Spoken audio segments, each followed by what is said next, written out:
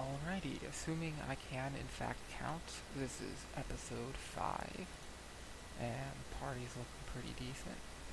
Got Cobalion up to 20, Thunderous, Inferno 19, Dratini 19, or 20, and then Seeking and Masquerin, which are a bit less useful, but they're there, I guess. You know what, I might as well give him a lucky egg. Why not? That are leftovers. Anywho, we're in the city with has the next gym, already beaten her, and now it's time to track down the what's it called? Team Rocket wannabes. Cannot remember their name for the life of me. Anywho, we're doing pretty good. Actually, do I want Cobalion first?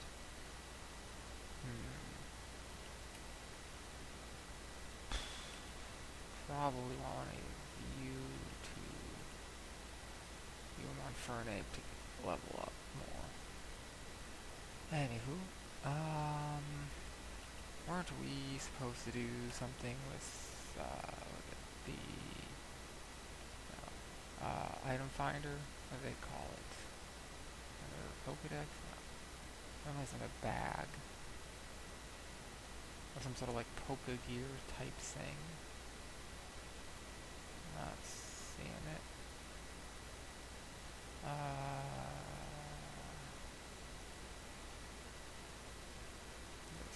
Do we register? Sure.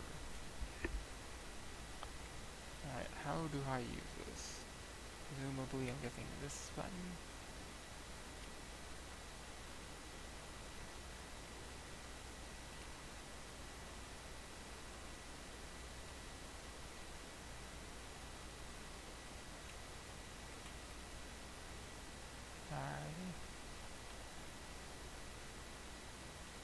Okay, so dowsing rods are based on this old quote-unquote technology that didn't really work or exist.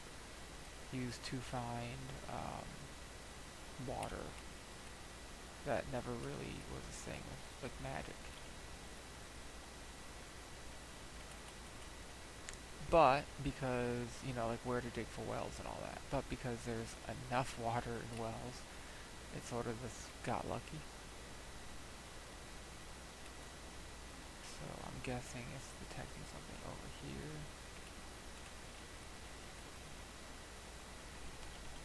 I'm guessing since they just gave me this, there's probably going to be a lot of stuff around here. What was I supposed to look for? A skull of a dragonite? Something like that? I mean, I have dragonite.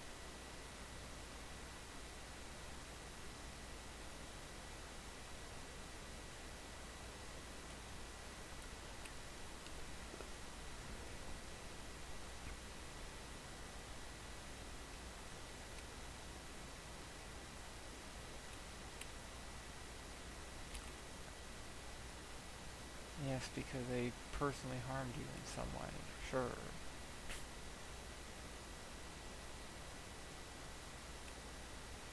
And not detect anything here. I like that I don't have to press any buttons. I can just hold this stuff down. Way better for the service fingers.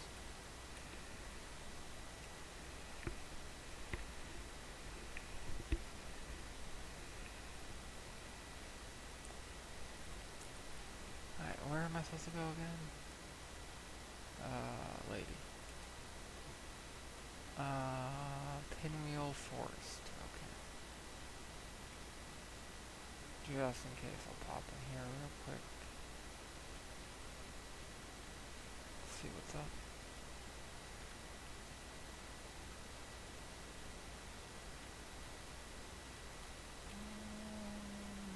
I didn't get this earlier for one. Did I just not see it? I also didn't see it. Really? No items. I think there'd be something. Big area. Oh. Yeah, it's probably in that area I can get to without surf. Oh well.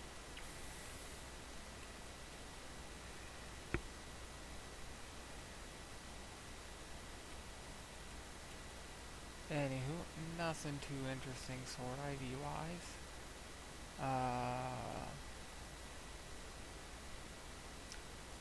Someone posted two swords, one of which was a Nazi sword and one of which wasn't, which of course always gets people freaking out. Because, like, surely if Nazis are evil, then anything related to Nazis are evil and must be destroyed, even if it's history and, like, you know, we're supposed to preserve history, including history of evil. But that involves deeper levels of thinking and understanding of how the antiques world worked. Plus, half of them weren't Nazi swords, and people calling for this destruction couldn't even tell. It's like, destroy them all. Let God sort it out. Crazy. In my opinion. Anywho. One of them was an Eichhorn, which is an old family that dates back to the 1400s. Their company still exists, although it makes knives more often than swords these days, and other, like, cutlery and stuff. And, the other one, like, the photos weren't great. You can see what the other one's, maker was. But had a Bakelite, this is an early form of plastic grip, so it's after the original copyrights in, like, 1907, 1908. It was sort of simultaneously discovered in multiple countries, or allegedly.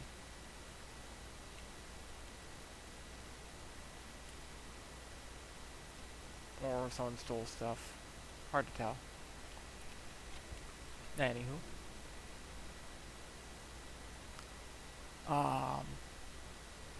So one of them's probably World War I era. No Nazi insignia or anything. And the second one was definitely, you know, Nazi post-1933, end of war in 45. Let's probably swap out. Fire ground, you will probably have rocks throw, and uproar would kill you eventually. It might not one-shot you, but it'll definitely two-shot you, if not one. Okay, magnitude, good. He went for the magnitude, probably thinking I'd swap. Was one of the reasons I didn't. I was like, magnitude's a risk. You probably don't have eruption.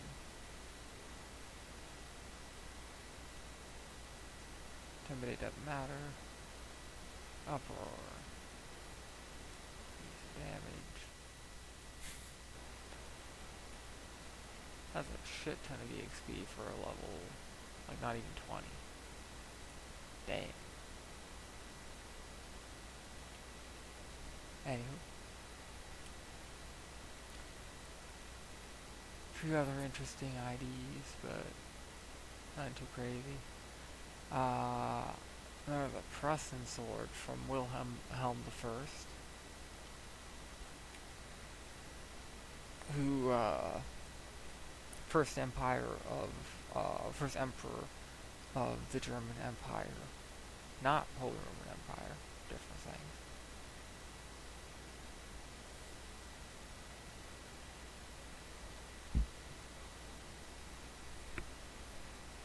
But that one's interesting just because it's a Cuirassier sword, one of the German-made ones. So during the Franco-Prussian War, one of the things that the German cavalry did not like was their swords. And when they went to war with France, they were like, man, we like these French swords. So they just took them. Mine now. Some of them were captured from other soldiers, but a majority of them were captured from friends' armories, and they'd just, like, walk it and be like, mine, just grab them all, and when they got back to Prussia, they started making them. And there wasn't, like, a whole lot of them being used, because, like, only certain units of cavalry use them, only, like, the heavy cavalry. So it was like a very like niche thing. There's only so many heavy caliber units that used them, and they captured a lot of them. So there's like limited batches coming out a few at a time. Some of them, and like a lot of them are like small purchases, where it's like it's not like the military is buying, a batch for this. A lot of times it's like one officer in particular is like, my unit needs more, and instead of going through the standard military or whatever, they just contact, some sword maker, and they'd use part of the military budget to pay for it, instead of like doing larger orders like governmental orders like this normally happens, because uh, they'd only need like 100 or something, like small batches. So there's lots of small batches over the years, and as a result, a lot of them are just a little bit different. Plus, during the pre-unification, 1871, you had like 50 different militaries from all the different German states, and then post-unification, slowly became sort of one military. In theory, in practice, they never actually got there until after the end of World War One.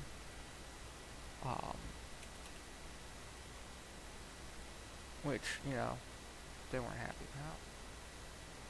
Let's see, if I do double kick, it will bypass the 1 HP survival with not endure, the sturdy.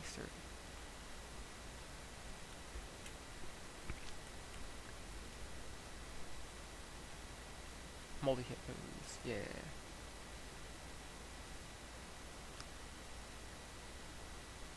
Rock ground is a real problem for me.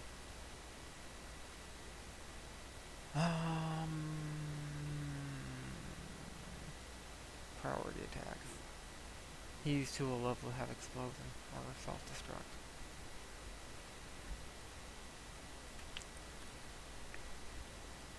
I will be slower, but I have knock bounce.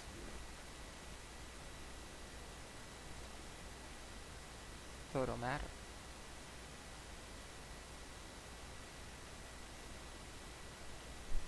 I'm paralyzed, but as long as I can attack, I will attack first.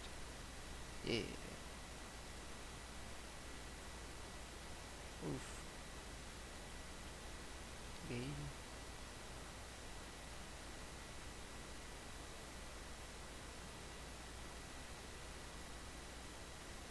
I wonder, well, that... Okay, to my left.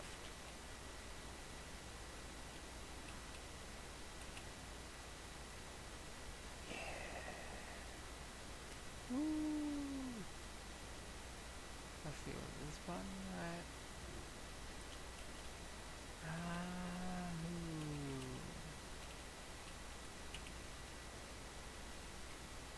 Anyway. So, Saxony and Bavaria during the end of World War II still had partially separate militaries. They had their own units, had their own models. Um, Oof, Lava Fett. That's annoying. So, I don't want to get shadow tagged here. I don't want to die to counter. Multi-hit moves and counter. How does that work?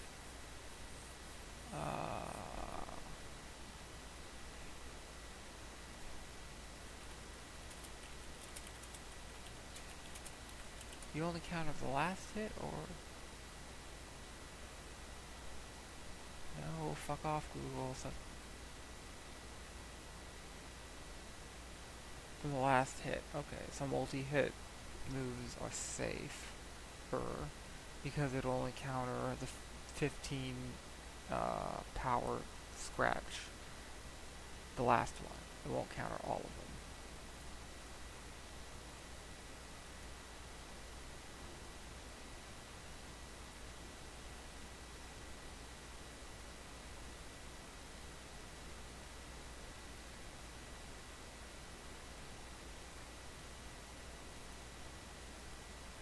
And because I move faster, I can't get Destiny Bonded by surprise. It's not a priority move. Okay, if you have it.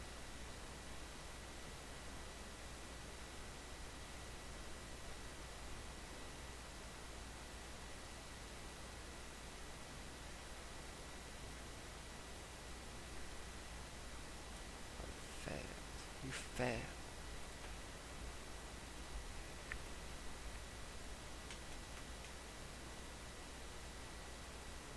Alright.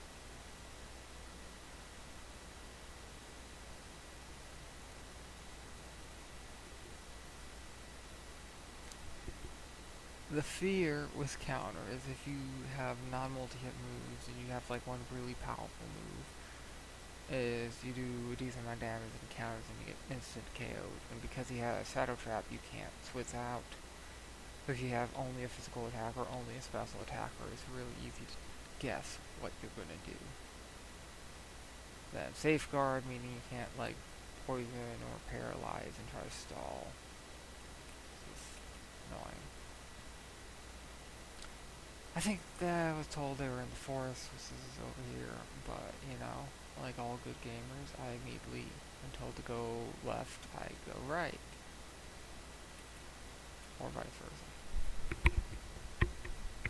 Relic Copper.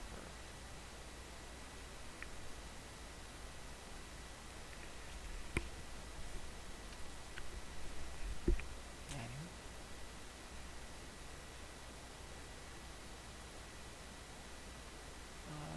What is YouTube trying to tell me? Whatever.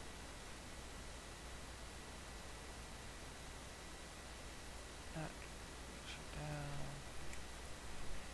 Alrighty. Mock is 4x. I don't like this. Okay. Scary. Dark and Rock are both weak to fighting, but Mock is a really weak move. 40 power. Ghastly is not ideal for a physical attacker who's a fighting type.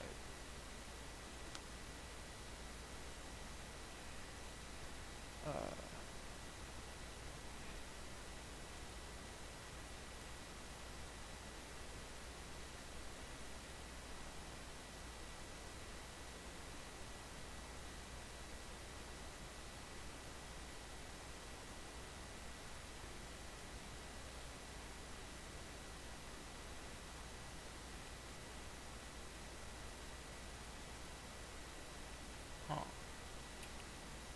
This is giving me Gen 3 like Reggie style vibes. With the massive rocks and little rocks. Like Reggie Ice, Reggie Rock, Reggie Steel. Locations had very similar looks.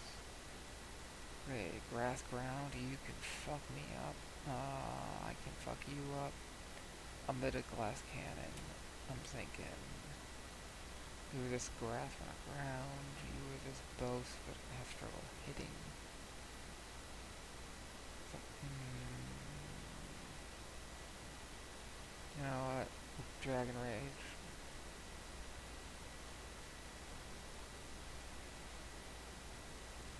Okay, withdrawal will not help you.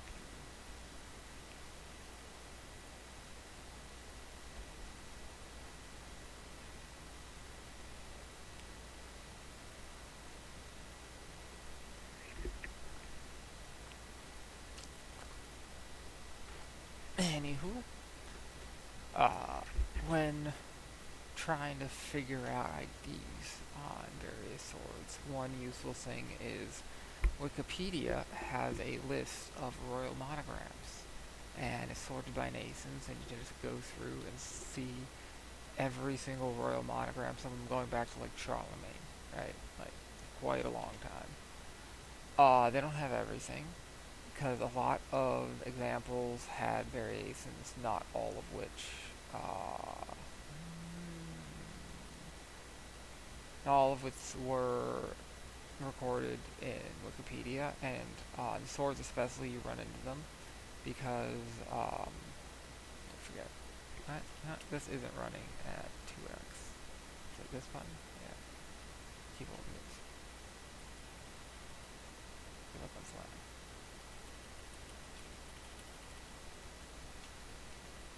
Hey, what other sign?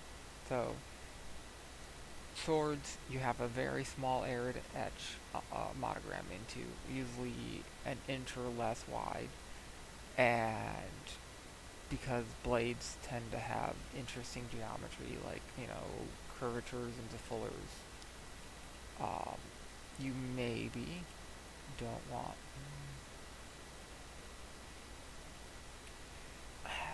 Is this rock will use the ground? We'll use the ground tech maybe. Let's go to shady. So sometimes you want to put the mark in the fuller and not put it on the primary bezel, the edge, right? Because if you sharpen the primary bevel and don't use a secondary bevel, it could damage the edging. And especially like late 19th century, like Wilkins' style blades was a single wide fuller. What? Fuck? What happened? I blinked and I missed it.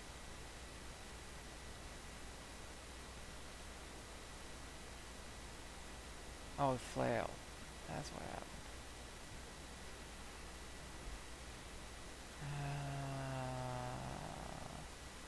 Fuck it, bite him. Flinch chance plus it's neutral, and I'm faster.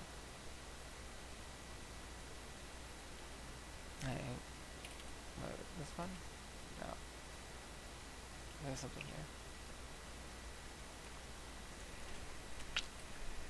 here. Anyway, interesting geometry problems where you want to draw on a curved surface that's less than an inch wide, and some monograms don't do well in those conditions.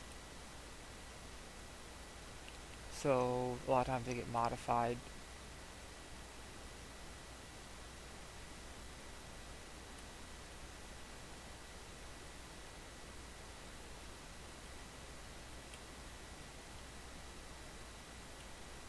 Fighting man. Yeah. And in doing so, you end up with less likely examples, or less common examples, showing up a lot on swords.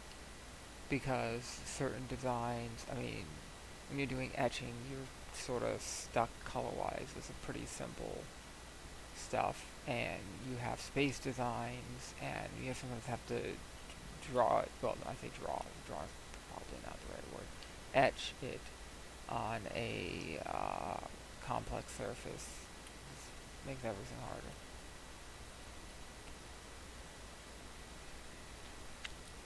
Like a multi-fuller surface. And back in the day, how they do this, they use acid etching. Nowadays we do a lot of laser etching, and that makes it easier to tell a lot of modern replicas apart because acid and etching is a lot less precise than modern laser techs, you know? And there's, differences to it. It's a bit messier. They'd essentially paint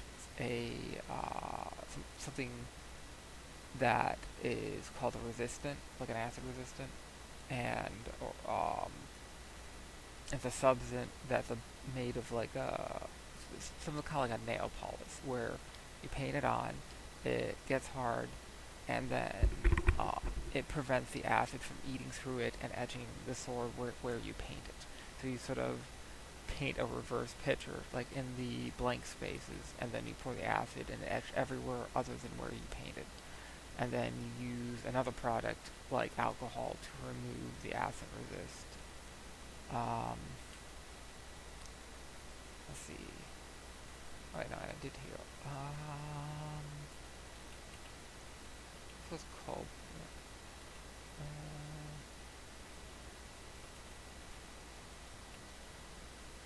Wait, there it goes.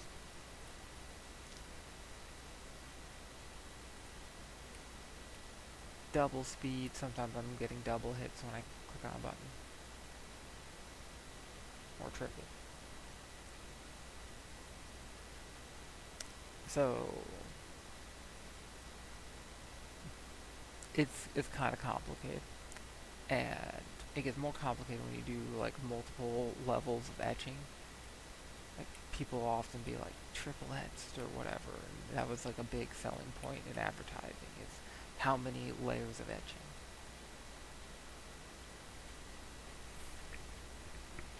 You could get complicated effects through multiple layers of etching, and besides etching, there was like acid etching. There was more traditional etching by like before you harden the steel, you just take like a sort of metal chisel and a hammer and just like cut into it. I think Farfetch is a normal flying, so I think fighting would be neutral, but now this one away. Metal Claw probably won't one shot. Anywho, it got complicated, and back in the day, before acid etching became popular, like part of why it became popular was the previous method was blue and gilt. So you'd blue it using this blue chemical etching powder, which would like blue the steel, similar like modern bluing. It was brighter, and what they would do is they would mix it with mercury, and that allowed them to sort of like paint it on.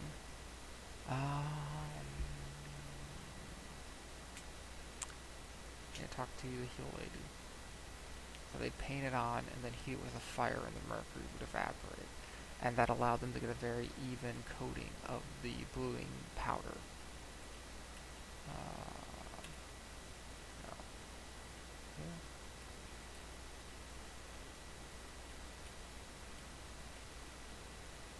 Spilt lens. And for the gilt, they do something very similar. Mercury plus gold powder, then heat it with a fire, the gold would melt on, and it'd be like a very even coating. It allowed them to get really, really thin, even coatings using less gold.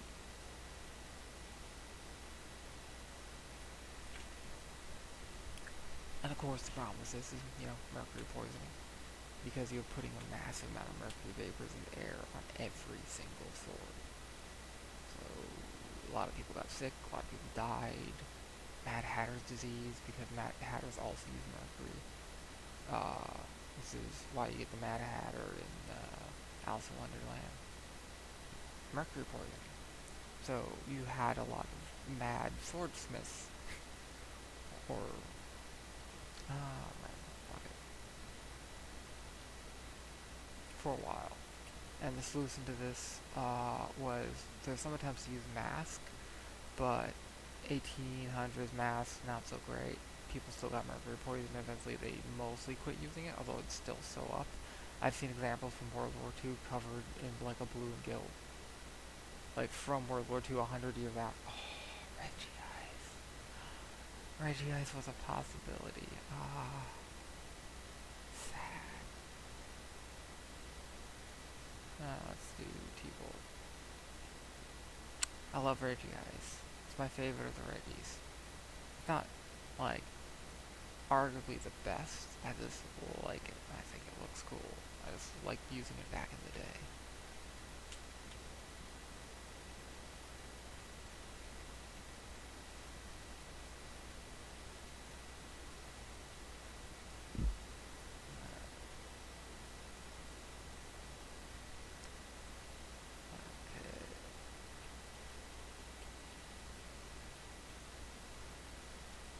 Okay. Burn after read and drive.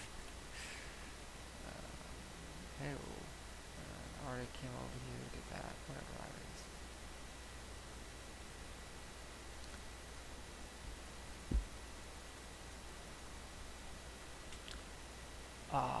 And then one other interesting trick for this, for blade deck that you find is inlay.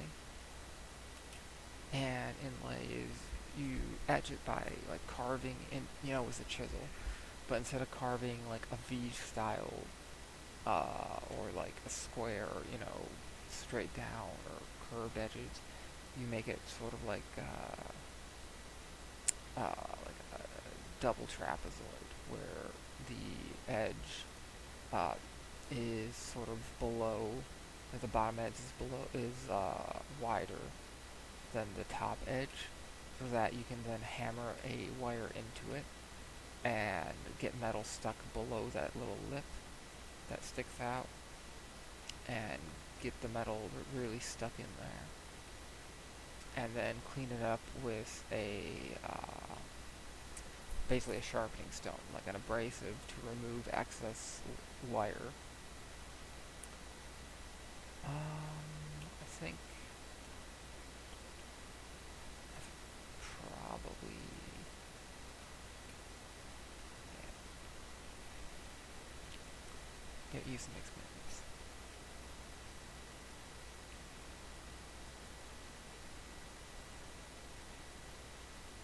Alright, you want me to go left? Okay. Um, double battle. Mascarin could be useful. Come in. And fifth.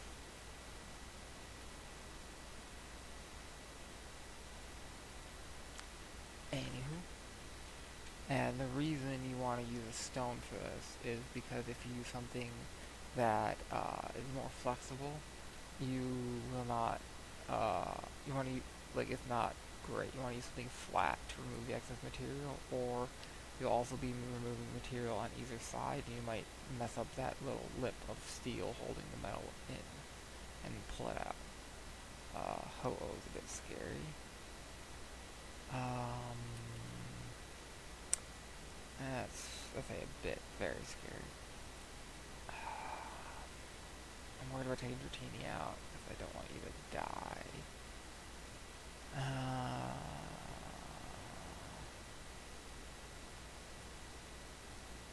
Why does this stay in? Bubble will hit Ho-Oh. If Ho-Oh survives, it will hurt Ho-Oh. Okay, good. I was thinking Wizcast probably has some sort of ground attack, and 2 flying types might be useful here. And I don't really care if Masquerade dies. I don't want to come in, okay, nuts, on like a magnitude and lose something.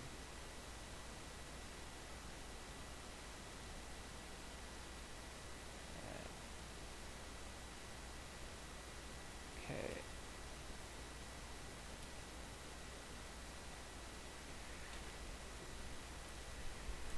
Anywho. Uproar will be weaker because of the multi-hit attack, even if it's only hitting one Pokemon.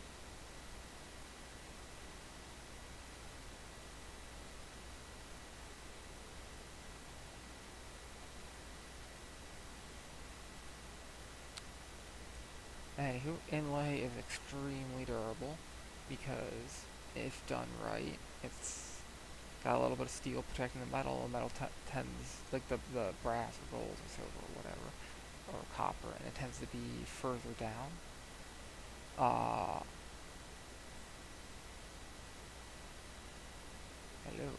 I should probably go heal.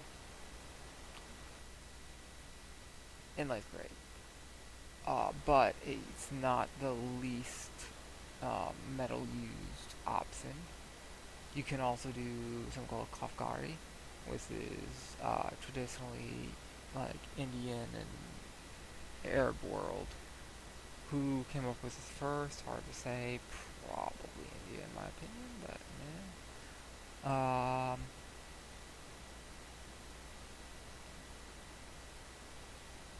Basically, you scratch a pattern into the metal that's like uh, multiple like lines crossing at different angles to create a complex pattern, like a file, right? And then you hammer the metal into it, and it gets stuck in all the little grooves and niches.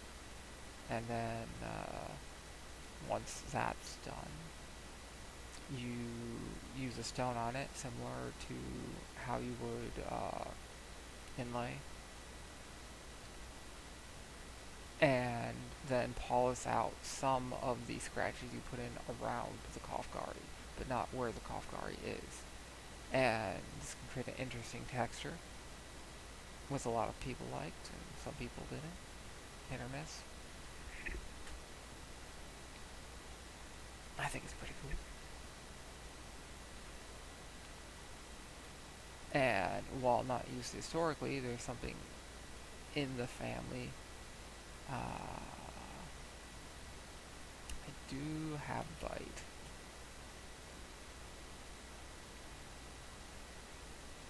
In the family called Bidri. This is also Indian, which is the same sort of idea, kind of. You create this sort of, you take a bit of earth and you mix it with various things like special earth for special occasion, and create basically a sort of ceramic uh, soup that you paint over the thing you want to put the metal on, and then hammer into stuff. That's not right. Using Cobalion, resist all your stuff, hit you super effective, fighting Aura of Steel. And you're about to level up. Anywho. Bidri is less durable and wasn't used historically for swords and other weapons. It was used for like lots of more decorative stuff like vases and pitchers and like serving platters and stuff like that. Because you could use less metal overall than inlay.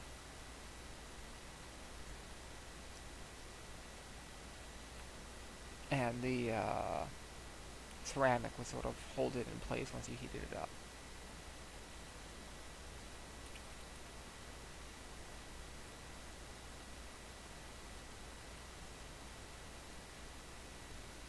I probably didn't need to. I forgot about the nurse.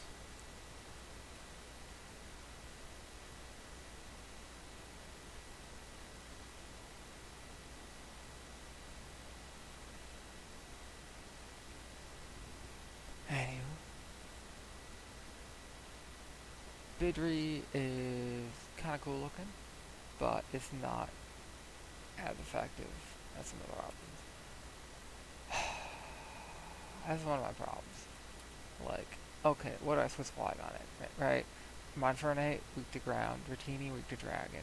Mascarin can't actually do anything other than intimidate him. Like, Bubble will take, what, 10 hits to kill him or something stupid, right? And also, if Flygon has, a rock attack, he's fucked. Cobalion is also weak to ground. So, like, Sea King is neutral, but Sea King's weak, but, like, he doesn't have anything that can really do anything to Flygon. So it's like, the Flying Electric against the ground type is, I guess, the best one, just because he can't get hit by ground attacks. And Rock is, a pain, if he has it, but he might not. That's sort of my problem. This team, we need something that can come in as something like a Flygon or a Graveler or whatever.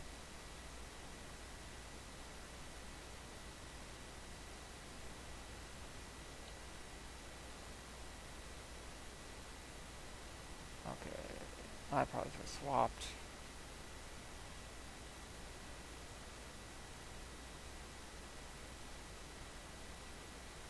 Whatever. Worked out.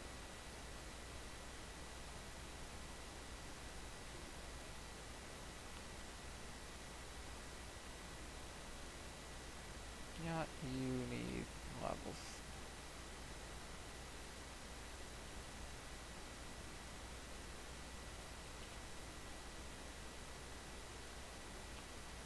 What's over here? That B.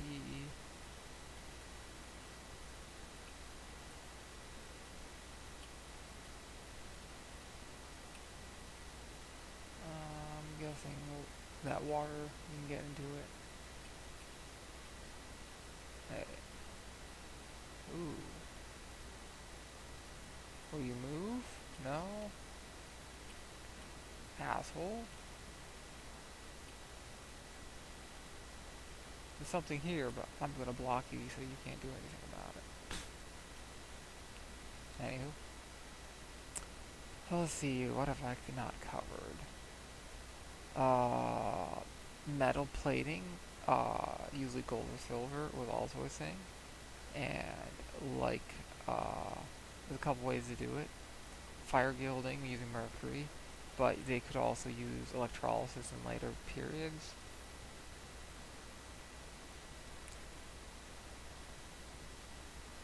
Like, really later periods. But that wasn't as popular. There's some chemical ways of binding it on. But I am not a chemist. I don't know all the chemistry involved.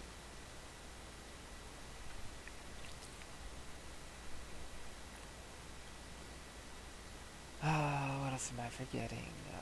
Covered Kafgari, covered inlay. Hello.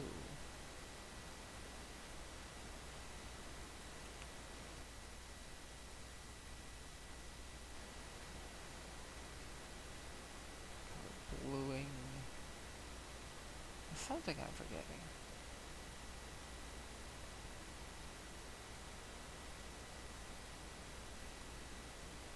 Hmm.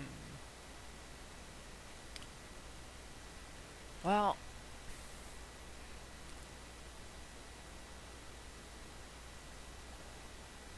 there's something sort of like inlay that you'll see in like a lot of like Arabic African countries, right? Like places that were conquered during, the Arab conquering of bits of North Africa back in the day, when Islam was doing its whole thing, conquering everything. Uh, where it's kind of like inlay, but not sort of in reverse. Instead of cutting a channel for the metal and putting the different metal into the steel, you sort of like bend the metal over the steel, and it's usually on the spines. You'll see it, or like sort of like a Japanese habaki, and it shows up mostly with like cheaper metal like copper, decorating uh, more tribal style, like not super advanced stuff out of Africa, where it's like the metallurgy technology they had wasn't as nice as in other parts of the Middle East. Um, they get crazy stuff. There's boots and pattern welding. So pattern welding is essentially you have two different types of usually steels. Like some people can, especially like nowadays, you'll see other types of stuff put into the pattern weld, like copper, that will look cool. And I know Alex Steele's experimenting with all different types of metal to see like what can I do Damascus stuff. Okay, crazy patterns. Um, but when you start throwing like non-ferric metals in there, it tends to get like weaker than if it was just steel. But pattern welding doesn't really make something stronger. It's purely aesthetic, right? It's there to make something look cool. Um, and it's originally was created as a way to sort of emulate woots. And woots is really, really, really complicated. And the recipe was was kept secret for most of history, mostly. Uh, we do have various recipes, and when you try to reproduce those recipes, it doesn't really work unless you figure out the other secret is you had to use steel with a particular type of metal in there that would help create the Woots effect. You can look it up. I don't remember the name of it offhand. And there's actually more than one thing, and it makes the crystals form in a particular way that creates this complicated pattern that looks kind of like pattern welding, but like different. And most people consider it like better. And extremely expensive. It took a very long time to work. And there was some smiths working in Israel trying to like figure it all out. And it's like American guys and Israeli guys, and they're working with these old mines that used to be used, like make roots back in the day, and they found these impurities, and eventually that's how they figured it out. It's like the impurities were actually like required, and what they couldn't figure out is how to make it 100% of the time.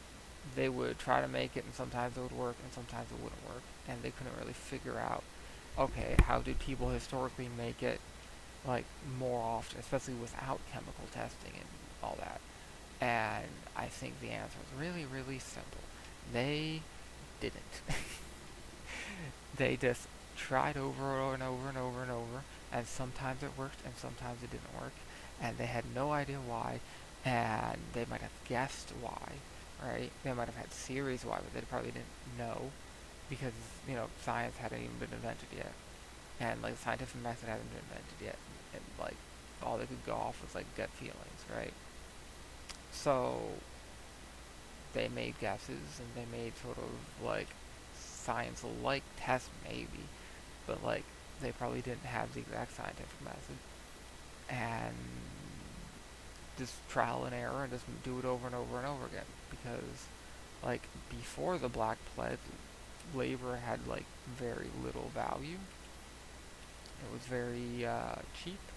So the cost of this making steel over and over and over again and then testing it was like very little.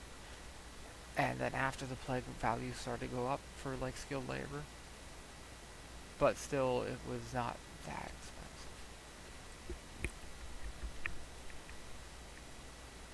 comparatively, because skilled labor would be like things like construction or making steel and swords, not like something we nowadays would consider skilled labor.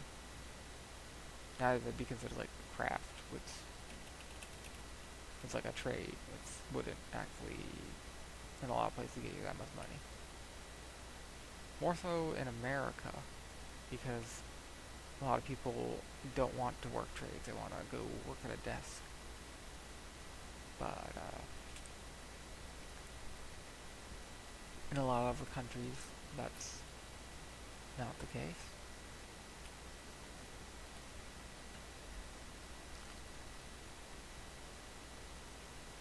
Anywho,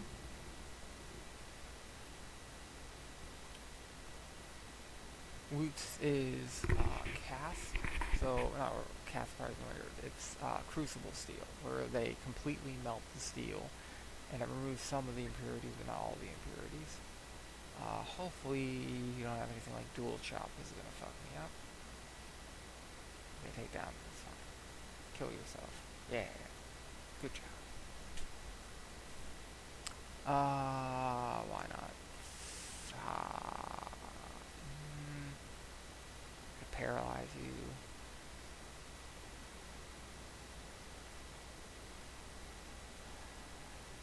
I think paralyzing you increases my chance of getting out of here alive. Alright. Dragon Rage might not one-shot you. Do I have any... What do I got? It says 10 HP. Now, I don't really want to waste a water.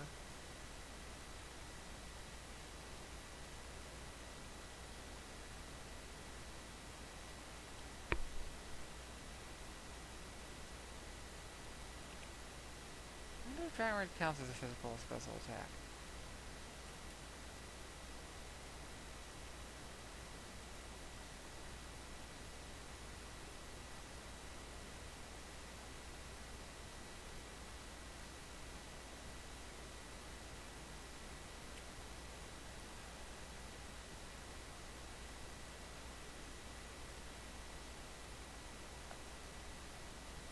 Counts as a special attack.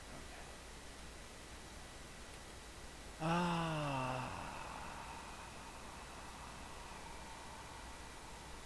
Fuck it, Twister. I think Twister has a flinch chance. Flinch and paralyze. Okay. So I don't have to do enough. I just have to do enough to kill him with Dragon Raids and not get E-bonded. But Dragon Raids would not one-shot probably. That one has a lot of HP. And I just need to do enough that Dragon Raids can one-shot while you're not debonding me. And if you did debond me, I had to just do a berry or do a weaker attack. Alright. That's great. I can just Dragon Raid to get the XP.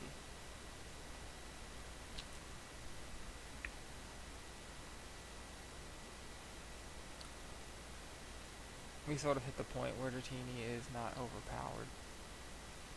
Okay. Forget it. Give up. I don't want agility. I don't want Dragon Dance.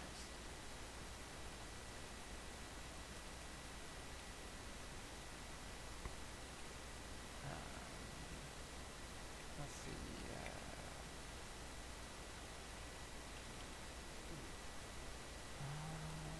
Let's switch you two and go heal just so Dratini's good if I need to Dragon Dance or Dragon Raid somebody.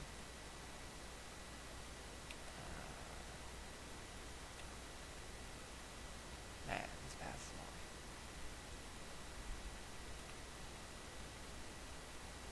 Without the nerfs, this would take forever. Almost an hour in. Let's see. Not really avoiding all this. Hello.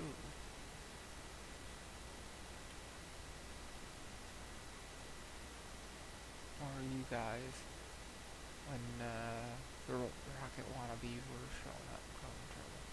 Alright, fighting psychic. I'm kinda weak to you and we're high level enough. I guess resist the fighting part at least.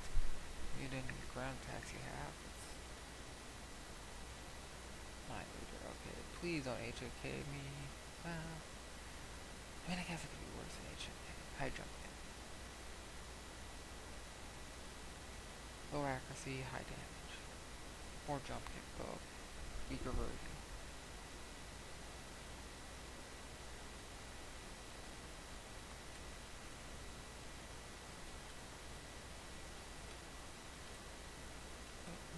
You can. Anything here?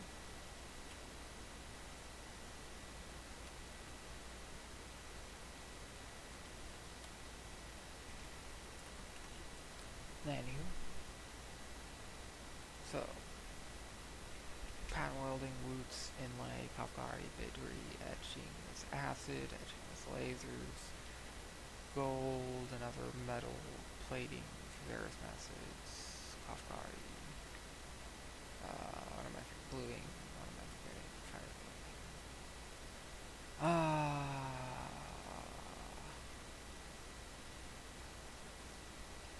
I mean, was kind of this one other weird thing. There's a thing called proof disk. So it's like the original proof mark.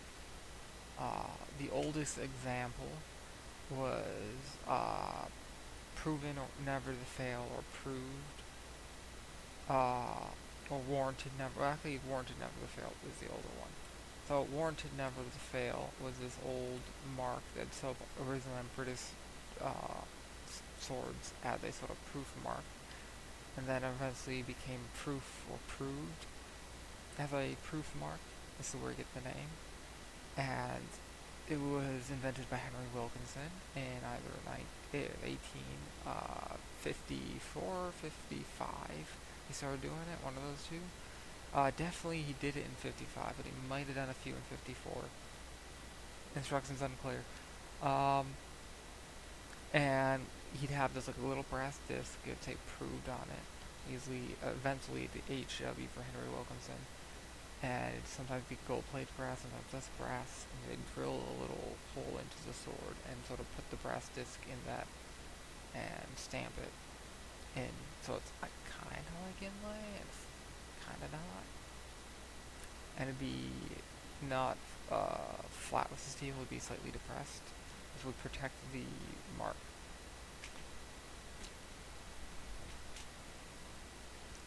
And let's proof this.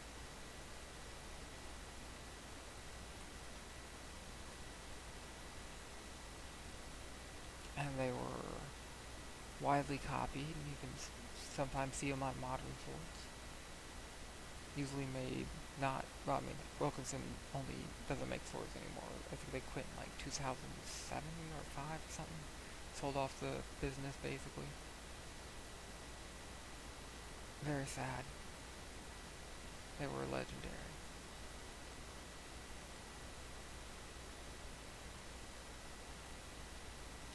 But I've seen some examples from like Spain or Germany, Korea, Taiwan that have proved this. Okay. Let's swap Pokemon.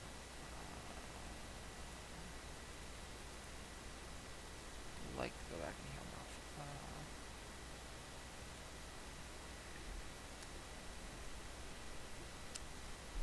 I can do like one or two.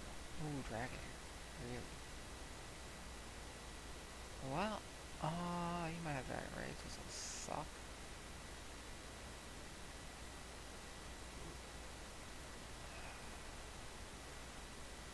Oh, ignore this. Do I stay and try to hit you? Yes. Okay, T-Wave. Annoying. I need to do 2 more mock and I have priority without getting Dragon Rage. Okay, Twister is not going to kill me. And so I just need to not get paralyzed. Yes. Okay.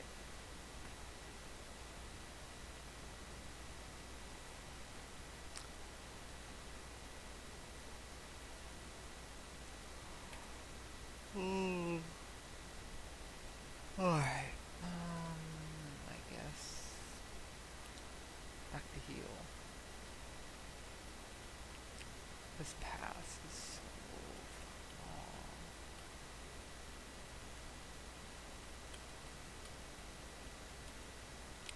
And who proved this were kind of famous for a while. Or maybe famous is the right word. They were like all the good stuff had proved this, and some of the not so good stuff didn't, and so it's widely copied by everyone. Especially after the German sword scandal.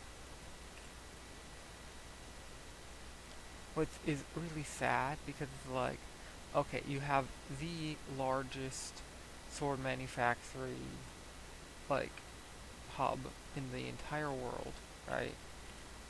And, you know, when you have that many people making swords, some of them will be shit, right? And some of them were shit because, like, the British government was like, who will, do this for the least amount of money possible? And surprise, surprise, you might not get the best quality possible when you're looking for the absolute cheapest.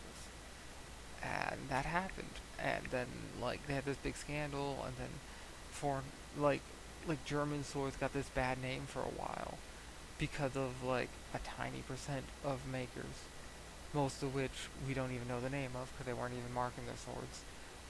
And, like, how much of this is the fault of a few German makers and how much is the fault of the British government for, like, using a bidding process that was whoever's the cheapest bidder wins. Quality concerns are not a concern, you know what I mean? Like, I think the lion's share is, like, on the British government who had no testing at all and took the lowest bid without any, what is the word? Due diligence? Is what we'd call it nowadays? To make sure that this maker can give you adequate quality swords. Ah, Gligar. Well, Gligar's a problem.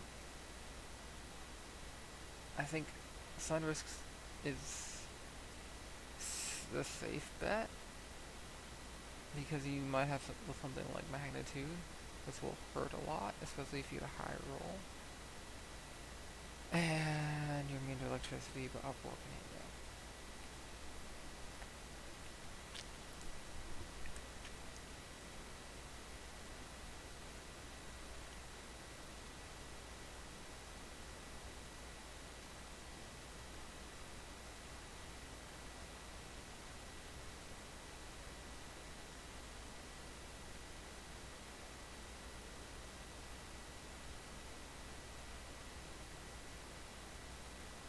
I don't really care about whatever your problem is.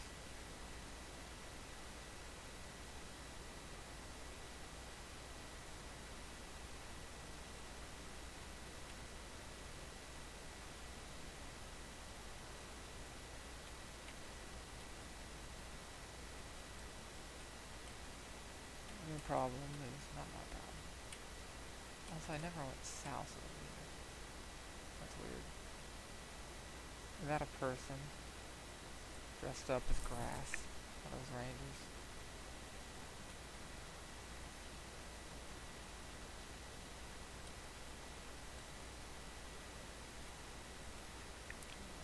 That's my game.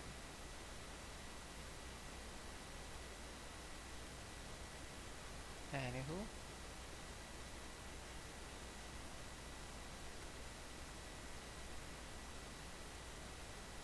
so famously, one of the swords that was noted as failures in the German sword scandal was a British Model 1859 Cutlass bayonet, which were really fucking cool.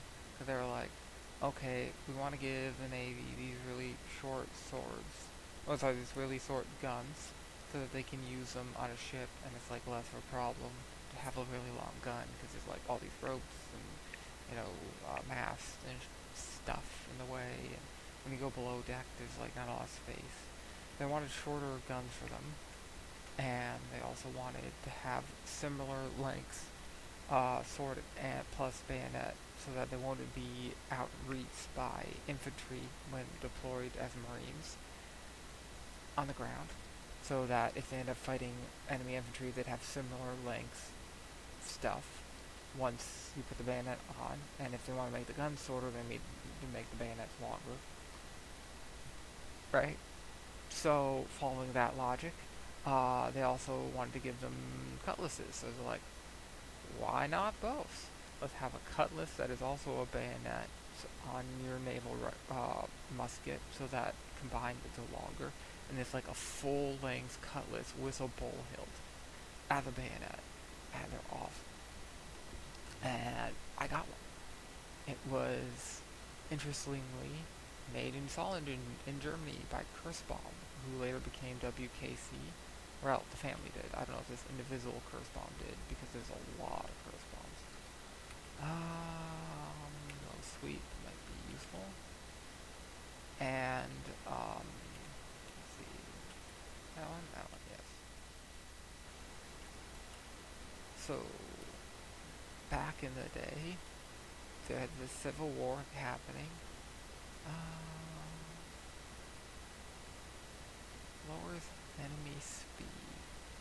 60 power. It might be... that's tempting. It'll give me a better fighting move than Mach Punch.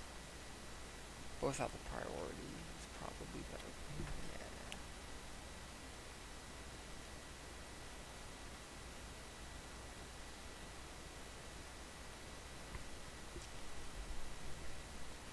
Especially against like Ferris, that'd be a good move. Oh, that's got the front. Anywho. So, roughly 1,000 Model 1859s were sent to the Confederates by the British because they liked the South more, because they were importing a lot of cotton from the South, but and they weren't super fond of a lot of America's policies, like the whole like America is ours, don't interfere, you know, style doctrines, uh, which you know famously there's the Monroe Doctrine, but before that they still had similar like you know get out of the Americas takes and opinions. Not seeing how do I get over there? That item, different route, I guess.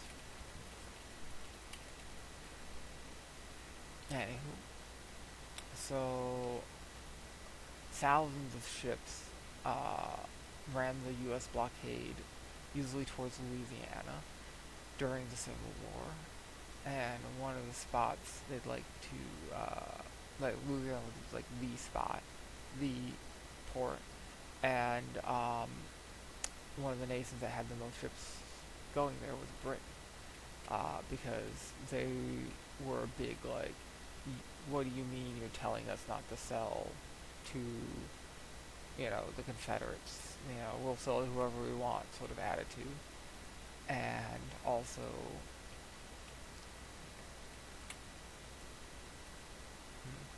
and also, they liked the Confederates better, but they weren't not so much that they were willing to actually become a participant in the war. So they had a ship around the blockade, I believe it was 1861, and that ship dropped off 1,000 bayonets with the rifles, like the naval rifles. Uh, about 200, 800 to 1,000 went missing at some point. No one really knows what happened. They, you know, were they lost at some point? Did they fall off somewhere, like off the ship?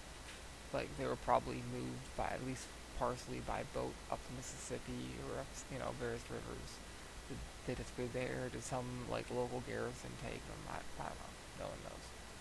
And 1 through 800 were used. We don't know it's like the exact numbers. Like maybe 801 was used, maybe not. Well, I mean, interesting dialogue. Like, did I give that lady the skull? I guess I did. I can just go look at it. Can I? Yep, it's there. Okay. I'm done here.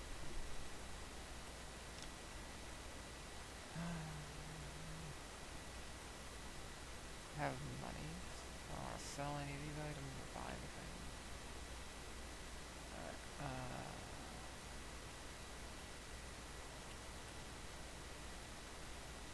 That's 7 of them. Okay.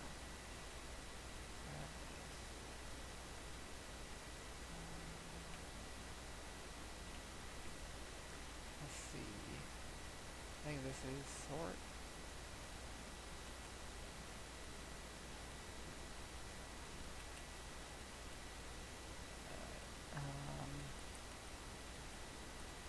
I'm guessing the things that like this I can't sell. They don't have the little whatever next to them.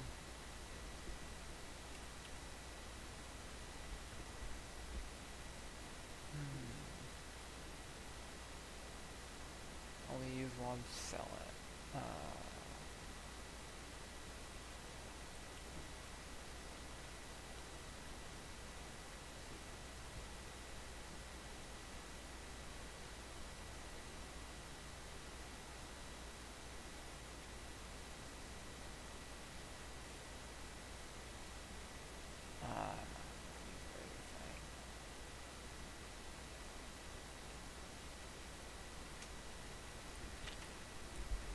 I'm not gonna use toxic gold either.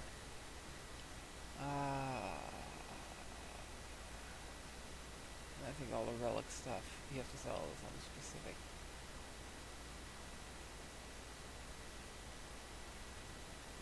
Alright.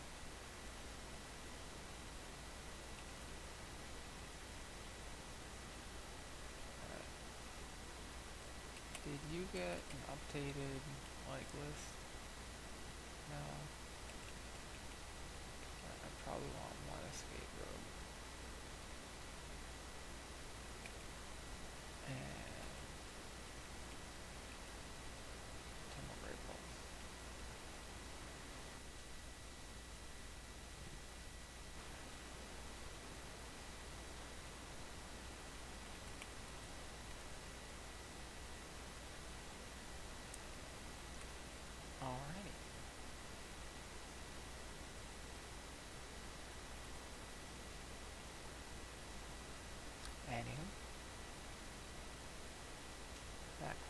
done. Cleared the left path pretty much. Probably a few places I can still clear, or will get to when I get there's HM moves.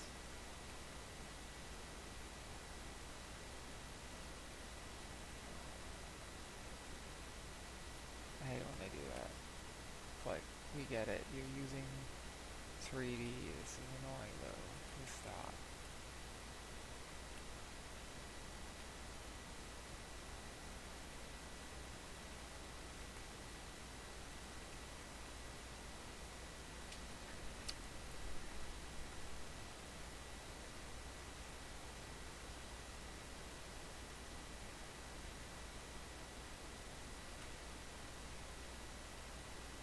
Or like,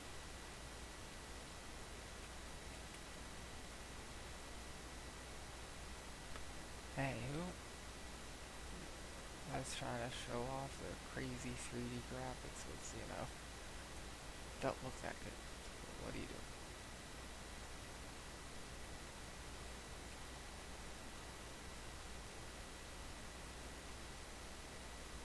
Waste of effort.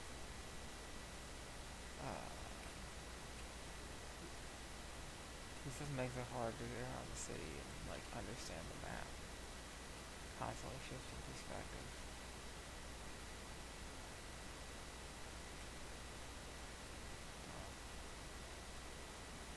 What is this?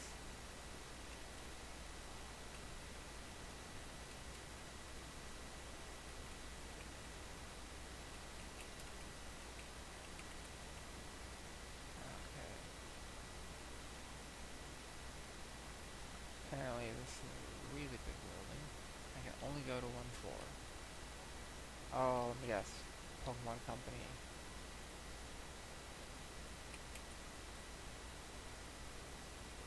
Yep.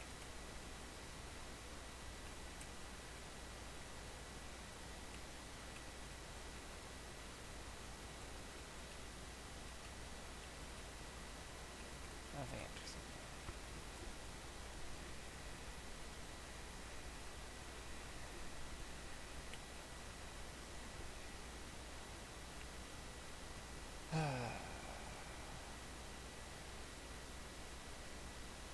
What's this?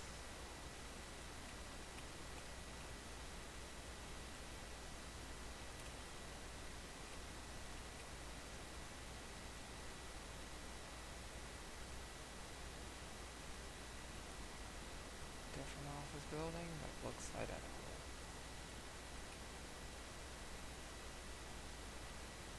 Alright.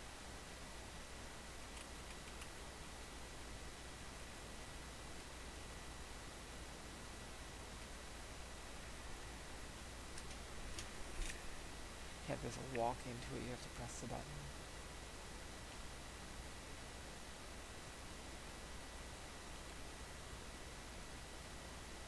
Bit annoying.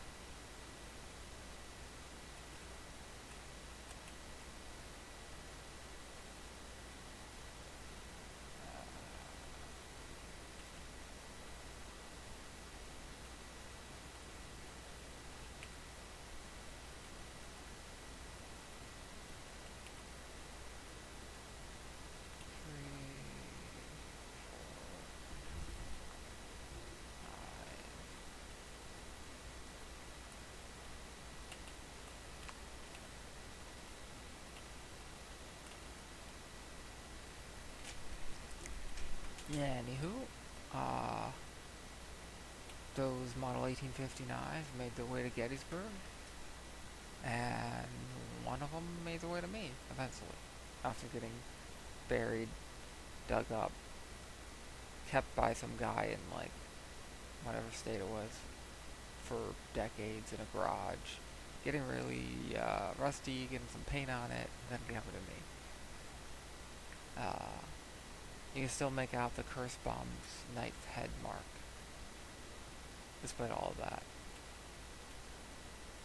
And while it's like easily recognizable as a cutlass, it's a bit more difficult to recognize what type of cutlass it is without the grip surviving very well. Oh, it's battle. But by knowing the maker and the context of where it was found and having the serial number, I was able to figure it out.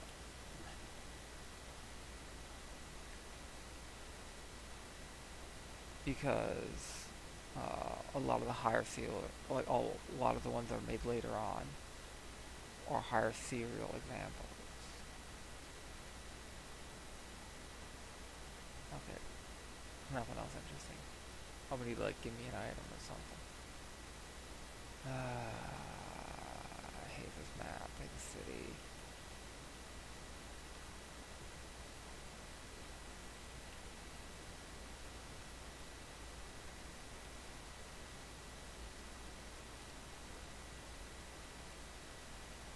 Some sort of party.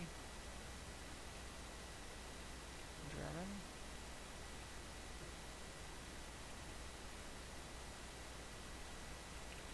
Are you a kid?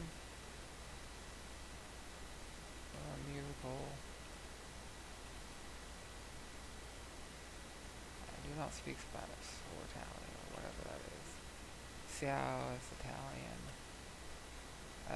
Es la primera. Yeah, that's Spanish. Okay. All these random people speak all these random languages, but there's only one people speaking that language. That's party. That doesn't make sense. They're like, who are they going to talk to? Either they speak other languages, in case why not speak that other language that's understood, or they don't. Wait, name writer? Okay, I need to remember this guy. Finding him will be hard. So, if you want to nickname one of these Pokemon, just put it in the comments. I'm letting the comments nickname everything. Ideally, okay, I don't care. I'm talking to this guy. But, ideally one nickname per person. That's whoever says, nickname whatever X or, whatever you want. First come, first serve. You have main character hair. Nope, okay. Thing you see on anime all the time. You can tell who the main characters are because they have like crazy hair. Compared to the NPCs. Ooh, Evil Eye.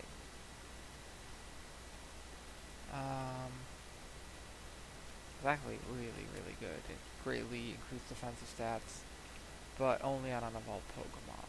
So, it's really gotten chancy.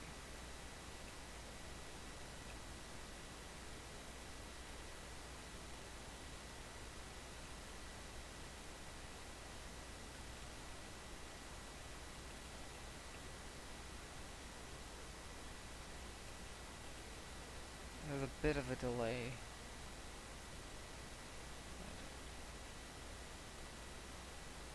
Between the pop-up and when you can press the button. So it's like, I'm pressing a button to try to get through the text, and I'm just like, nope, you've selected this again. So laggy.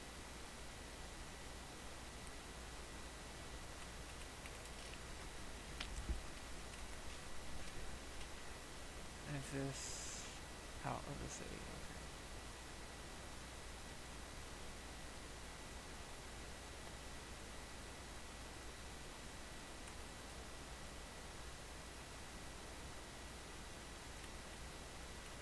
I still haven't found the gym.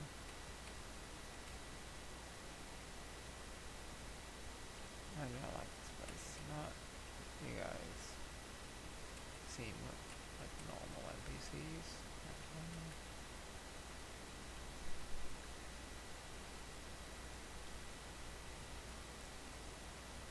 Sure.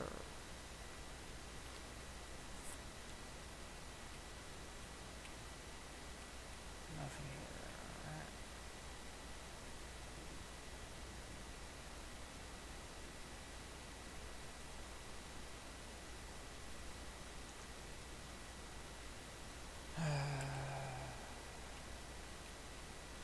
this a gym or the... Yeah, it's a gym.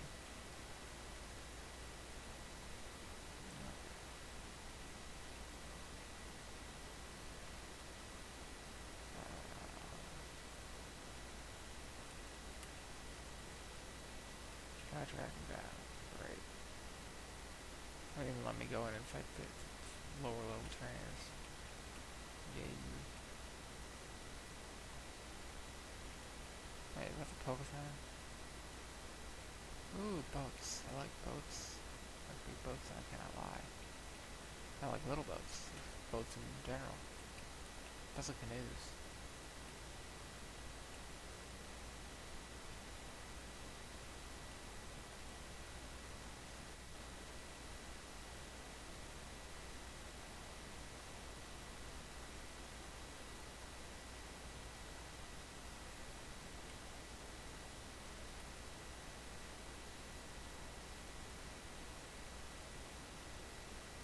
You passed by 5 more people, so let's do...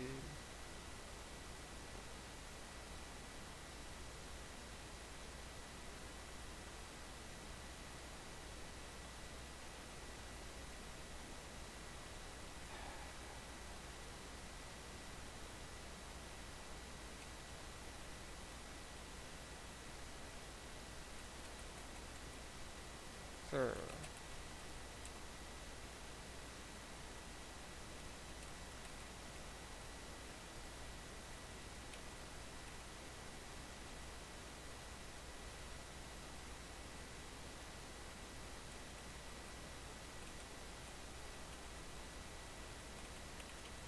Well,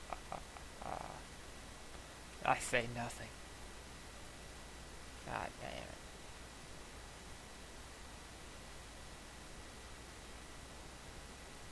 Yeah, I like fishing and video games.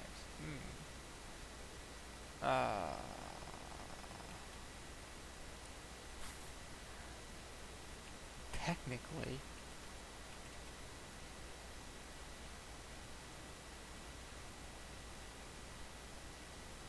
fuck off.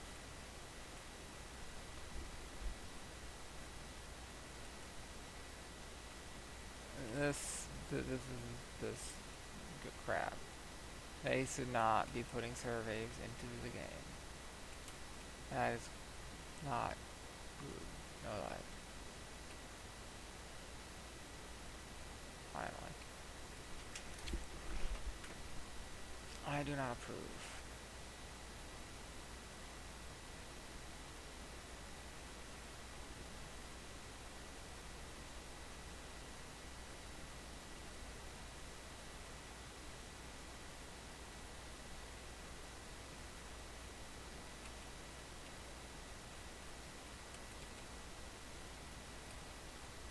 Who are you?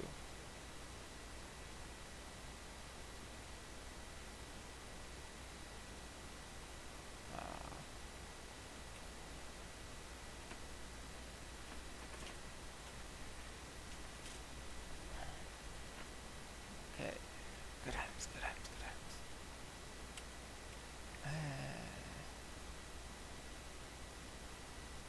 Okay, I don't look that up.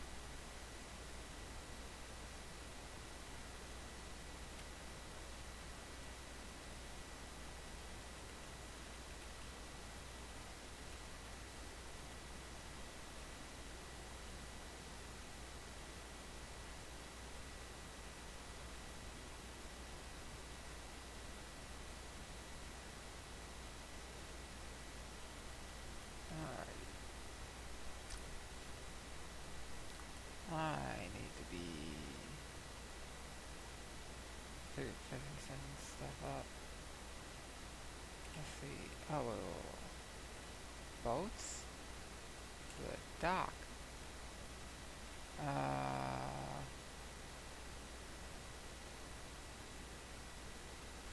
Sure, thanks.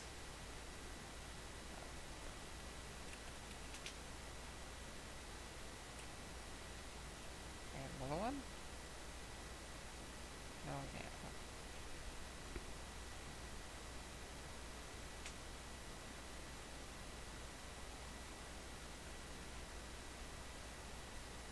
guess where that guy is.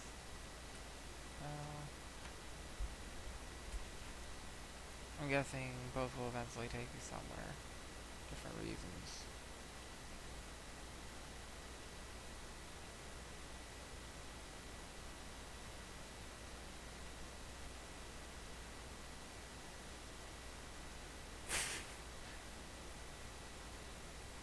Get him!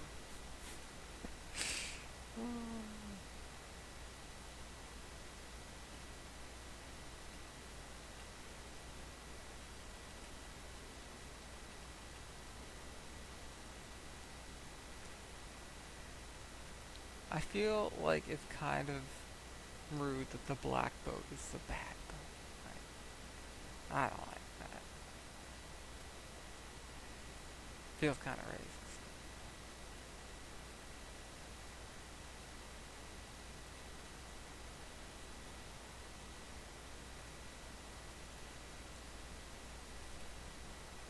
I don't want to fuck around with the battle tower. Company.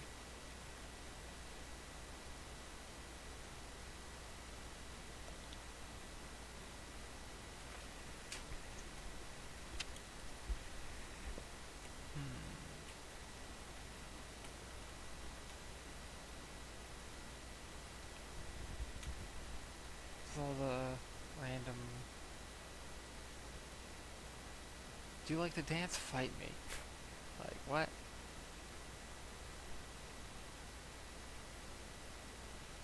That's a bit odd. Unhinged. Alright,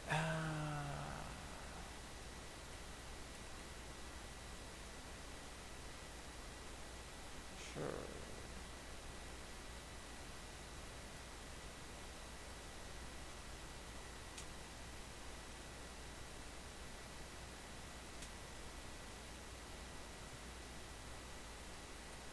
That's that weird. What's this? Okay. You a cop? No. Like Team Rocket. Uniform. It's been red on his chest. Black hat, black suit.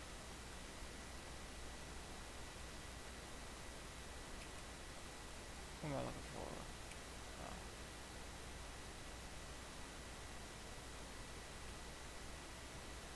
Fight me. Gulpin. Yeah. Well, I don't think he needs a kill.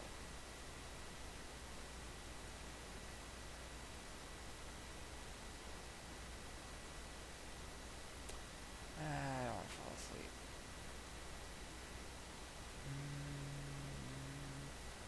Rotini has shed skin. If I get poisoned or something, I can shed skin her away. He's a cack. That's gonna help against Dragon Rage, sir. Cack.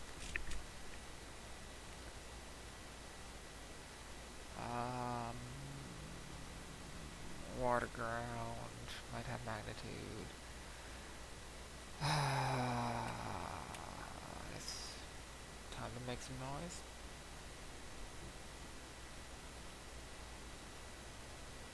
Barbarous evolves into Whiscass. Oh, I know Whiscass is the ground. I'm not 100% sure Barbarous is a ground type. Might be pure water, and then turn into water ground. I don't really see a lot of them competitive.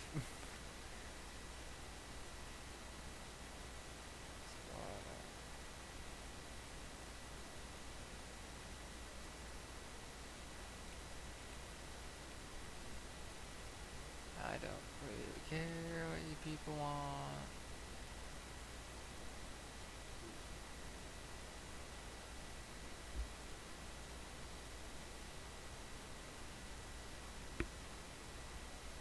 I also think I have to know that in order to put you down.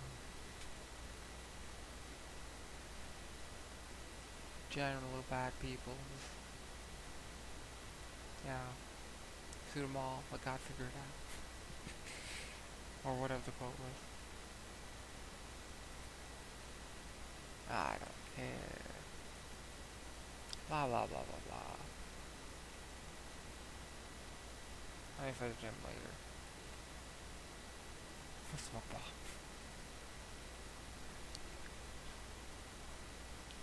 What's upstairs? It's the empty run. Like nothing here. Right. Random empty building.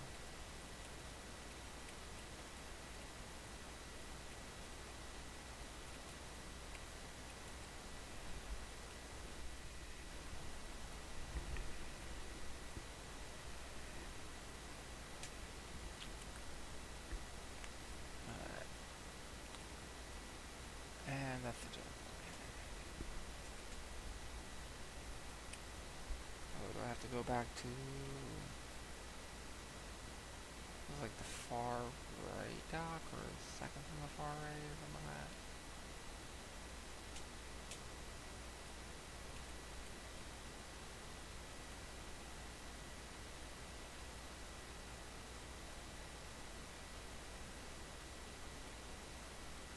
See what's going on. Or let's go to the gym. Be done with all this. Ball lanes. Nope, well, this one is for the left. Ah, dumb map.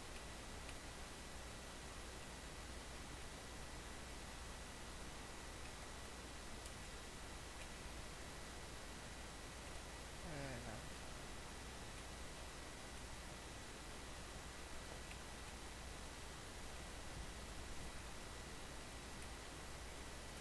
What is this one? They're wrong.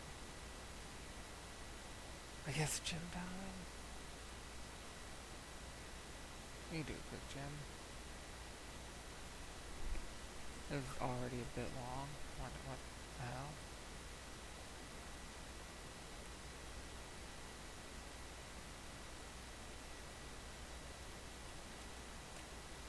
What's going on?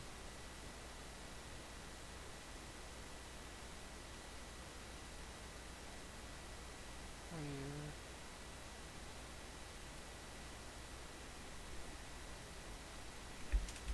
I don't like this.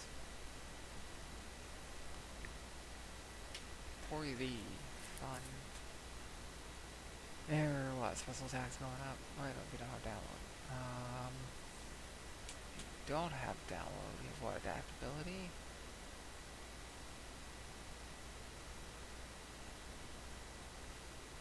Well, you're fast. So, oh, it's a quick attack. I forgot quick attack. I forgot I had quick attack. Could have no-hitted that. Unpheasant is a flying Pokemon that is, I think, Firefly?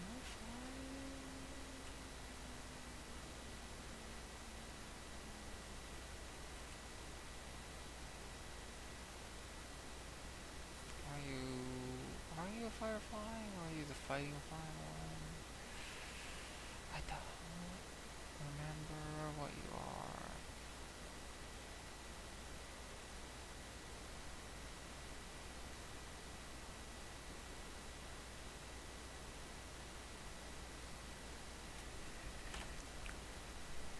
I don't really remember. Nope. Give up. Not enough double battles. If every single battle was a double battle, I would gladly get a helping hand. Something, but probably not this guy.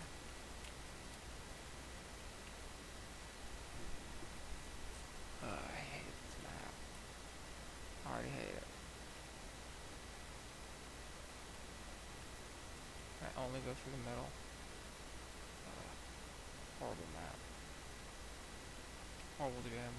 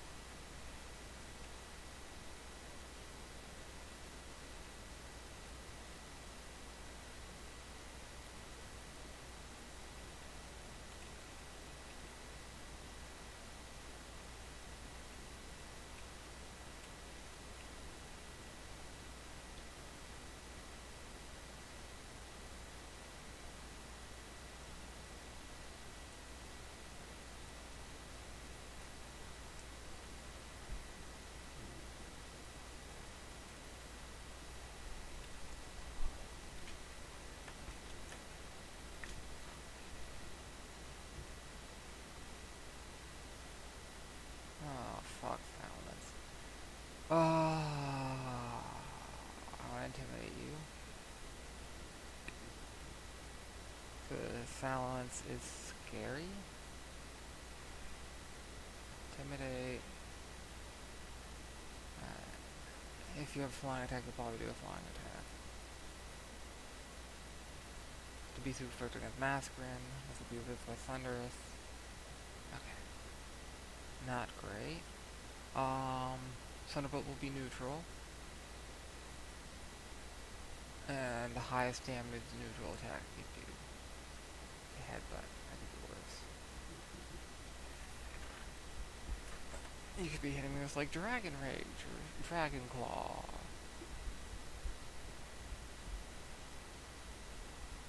Fly. Do I want Shockwave?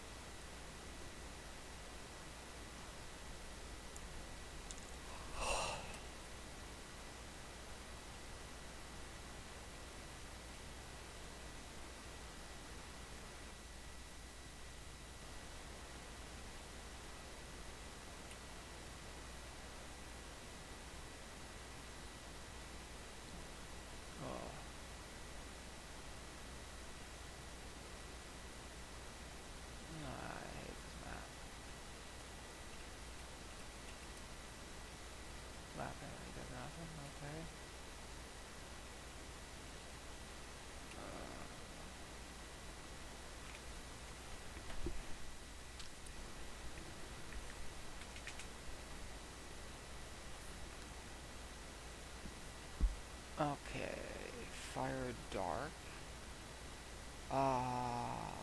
Smart move, Monferno has fighting attacks super effective, resists fire attacks, resists dark attacks. Order Sleuth, not very useful for you. Low sweep, lower your speed, super effective. Stab, it's got 90 power, 60 plus 10.5. Super effective, double damage. Isn't Faint fighting, or dark, no, it's normal.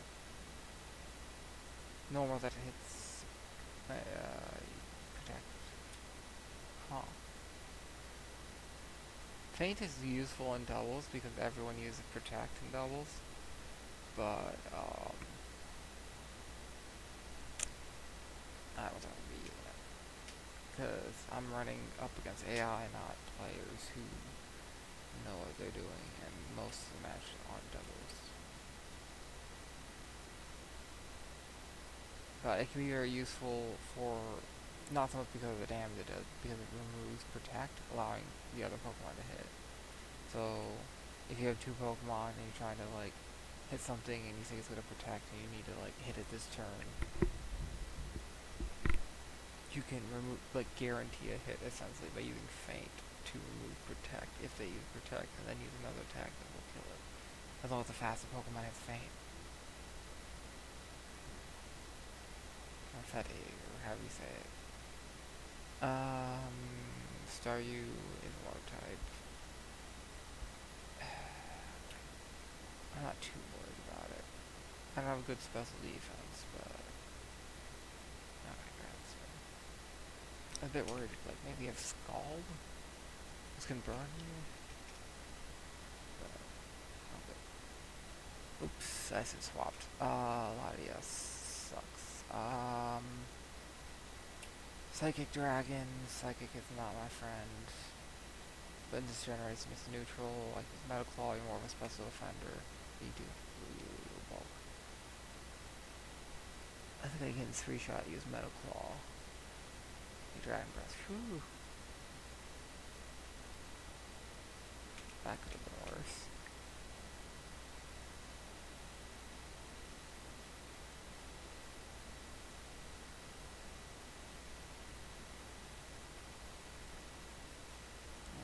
Time to get out of this hard place, heal, and then kill the gym leader and call it a day.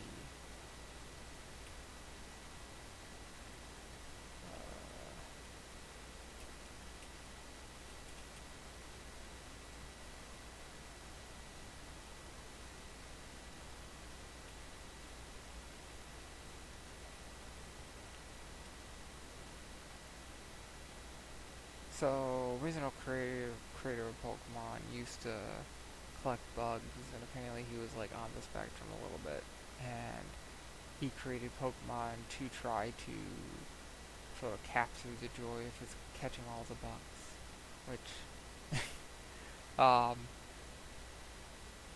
apparently works really, really good with autistic children.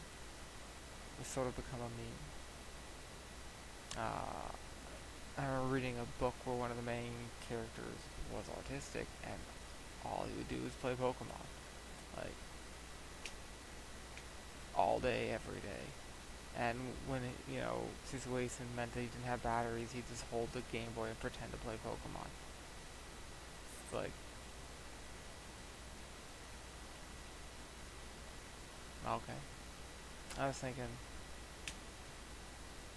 there are a lot of autistic kids who really don't like touching certain types of textures. Sticky things is one of them. Sometimes they like freak out. And walking through a sticky door is like, that might trigger some of them. Or OCD. It's like, like the kids like have to wash their hands until they bleed and don't like touching certain things. It's like, maybe not the best choice here.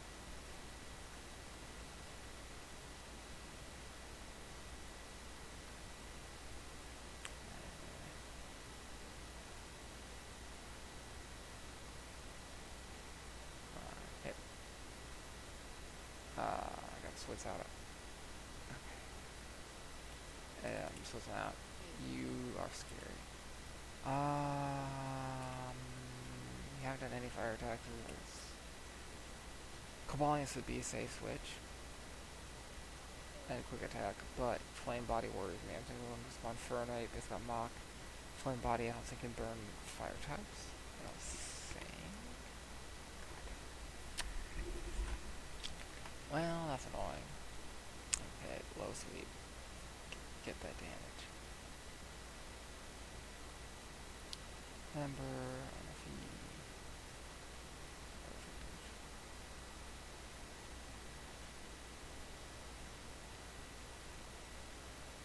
Absol. Okay.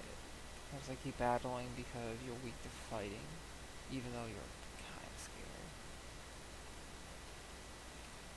Low sweep. Super effective.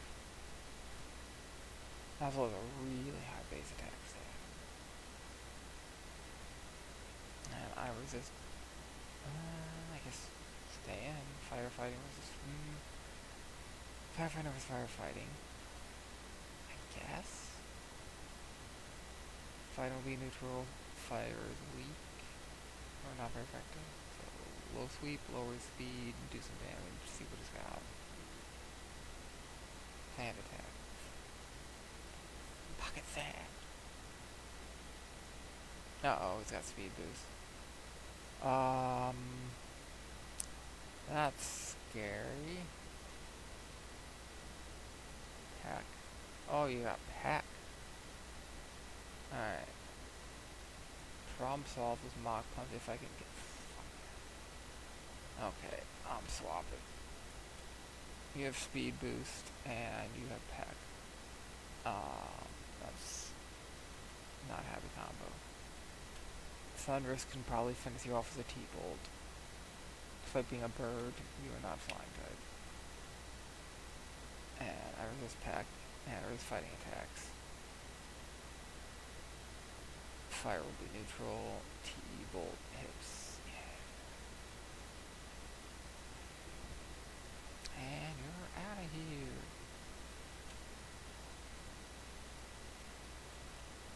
Speed boost is scary. After 2 is double speed, after 3 is triple. Sorry, I say 4 is triple. Nuts. Struggle bug game.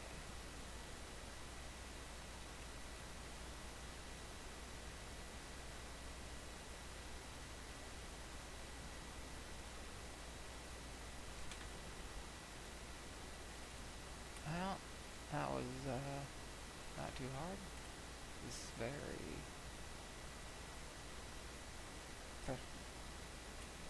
frustrating to find everything. Want me to meet you? I don't want to meet you.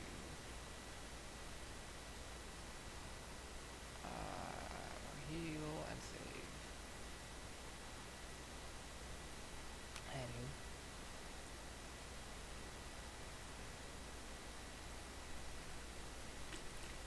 So, one of the rarest sword decorations you see, besides, well,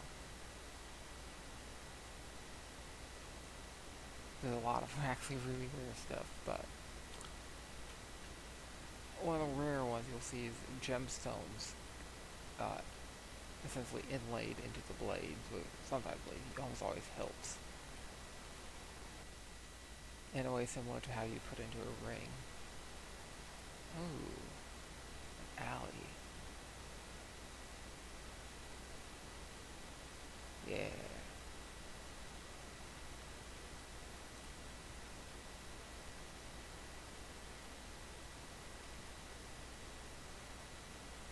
Okay. What if I want to buy more than one of that?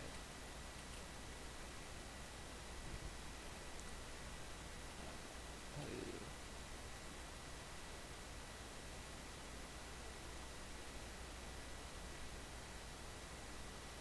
Another really rare decoration is cutting holes into the blade. Essentially, it's sort of like creating a fuller to reduce weight. I think I'll tell you what you can switch. There's the giant rage. Go for it. I mean, fire steel, great stats, but not great typing against the routine. Not great moveset against the routine. Anyway, you see some decorative, sort of like a fuller that goes all the way through the blade. Mostly stuff made in Germany, some of it made in Spain for decorative, like rapiers and stuff. Not very common. What's for you? And the coin. Ooh.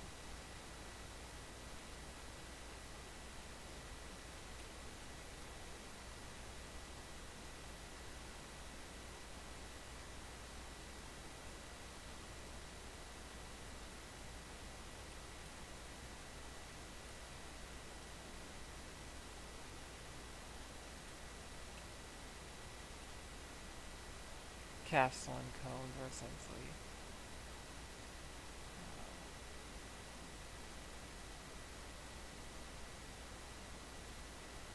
rock type. However,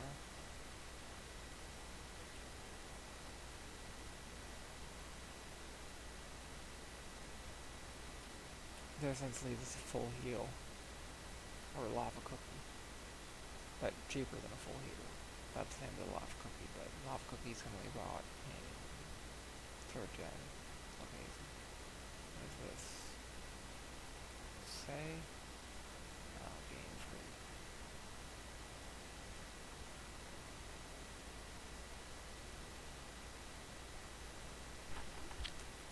I hate the city.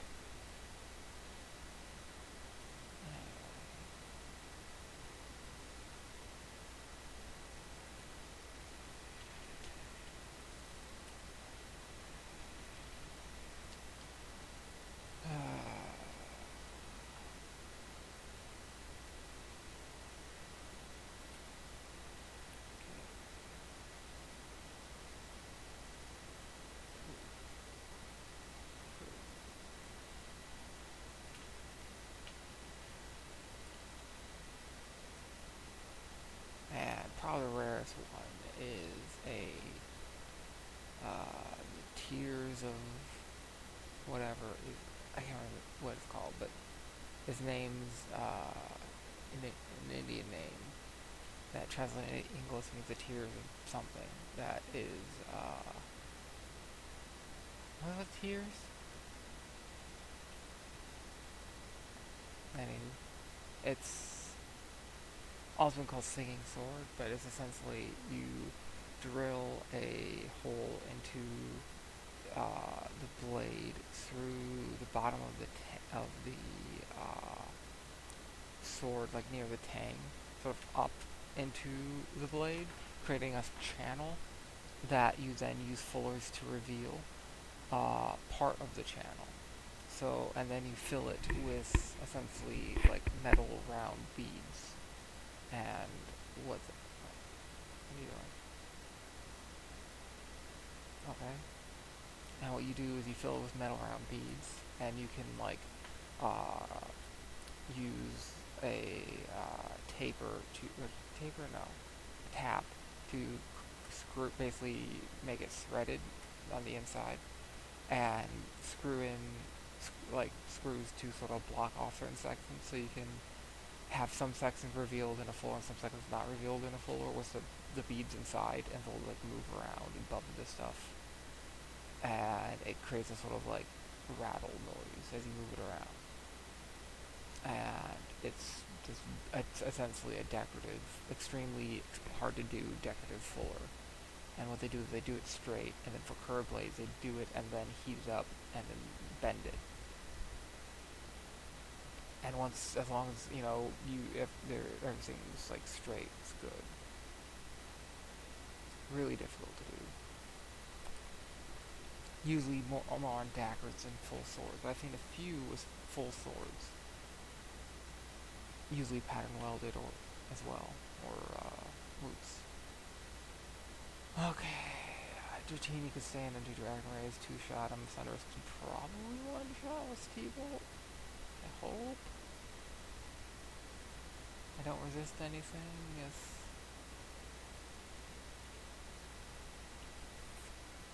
definitely faster. 110 base speed versus, I think, 100?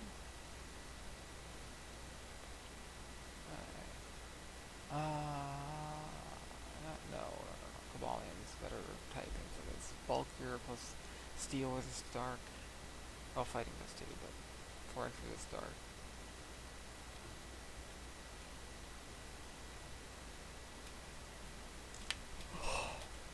Higher attack too. Keep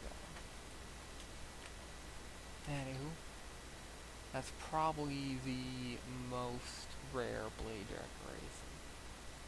I've seen way more root swords than I have seen with the singing swords or tears or whatever. There's an Indian name, but I can never remember. I have to look it up in one of my books.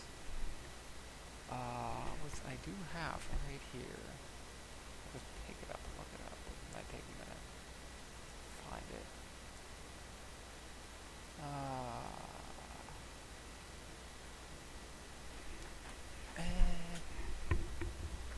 Alrighty.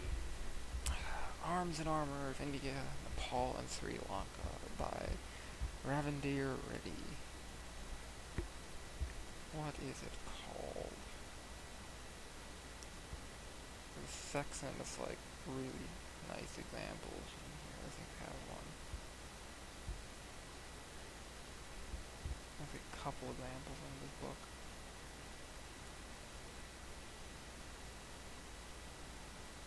There they are.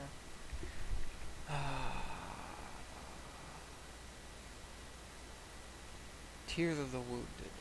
That's what it's called. But that's the English name.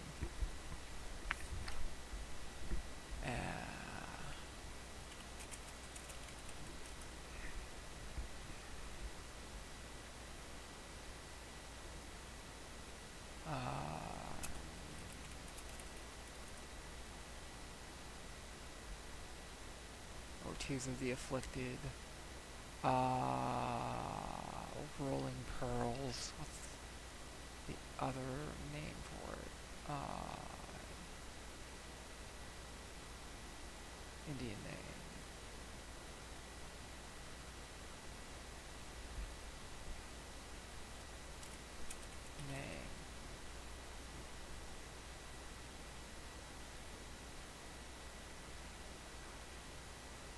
Google is useless.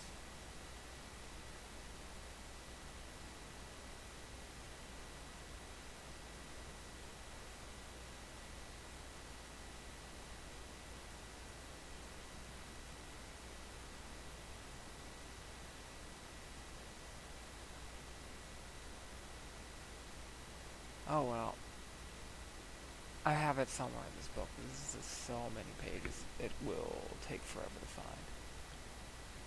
Anywho, look it up. Pretty fucking cool looking. Although the fuller looking at it of the example in the book, you can tell it's not very straight. And probably the reason for that is it was likely cut into the sword before it was bent, along with the beads to make sure it didn't accidentally hit the beaded section. That would have created problems. And then bent. And then, what do you do? Anywho, I'll be moving on to the next gym at Route 4 and hopefully catching something in the next match. Or the next episode. To be continued. Bye. Go subscribe to Milk.